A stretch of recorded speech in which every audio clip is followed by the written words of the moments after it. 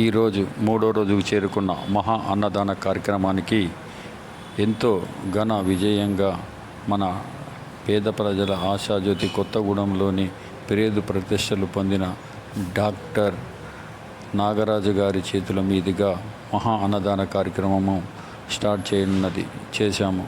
కానీ ఆయన ఘనమైన స్వాగతం పలుకుతూ సన్మానం చేసి సిద్ధి విఘ్నేశ్వర స్వామికి భక్తి శ్రద్ధలతో కొబ్బరికాయ కొట్టి ఆయనకు పూజలు చేయడం జరిగింది బ్రాహ్మణులతోటి.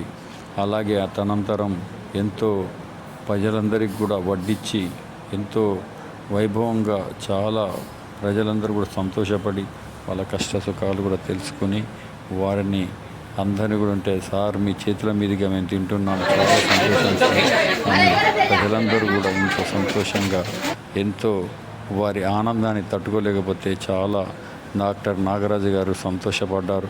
సారు చాలాసేపు ఉండి అందరికీ వడ్డించి సారు ఎంతో సంతోషంగా ఉండి అందరినీ ఆప్యాయంగా పలకరించి మీకు ఆ సిద్ధి విఘ్నేశ్వర స్వామి కరుణా కటాక్షాలు కలగాలని వారందరినీ కూడా దీవించుకుంటూ మీరందరూ కూడా ఇంత పబ్లిక్ చాలామంది వచ్చారు, చాలా విషయంగా ఉంది. ఇంత అంటే ఇప్పుడు కంటిన్యూగా 3 రోజులు పెట్టారు అంటే చివరి దాకా పెడతారా అని అడగడం, అవును సార్ పెడతాం సార్ అని చెప్పడం, ఆయన ఎంతో సంతోషంగా ఈ ఒక సిద్ధి విఘ్నేశ్వర స్వామి పోస్ట్ ఆఫీస్ సెంటర్, సన్యాసి బస్తీ, మధుర బస్తీ, వర్లిపిట్ ఏరియా ప్రజలు, కొత్తగూడెం ప్రజలు, ఎక్కడెక్కడ ప్రజలందరూ కూడా వస్తున్నారు. వారందరికీ కూడా ఎంతో సంతోషంగా అందరికీ సంతోషంగా వారికి దీవెనలు ఇవ్వడం జరిగింది.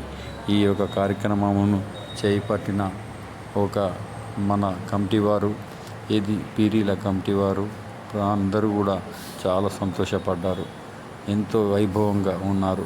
పీకే కృష్ణ గారు సారు వడ్డిస్తుంటే ఇస్తరాకులు ఇవ్వడం జరిగింది. అలాగే విజయ్ గారు, అలాగే వినేష్ గారు, కృష్ణవేణి గారు, అలుగోలు రాజు గారు, ఇంకా అనేక మంది, రాము గారు వంట చేసిన మన త్రిమూర్తులు గారు, అలాగే సురేష్ గారు, వెంకటలక్ష్మి గారు, రాజా గారు, రాణి గారు. అందరూ పీకే న్యూస్ ఛానల్ని సబ్స్క్రైబ్ చేయండి. Thank you.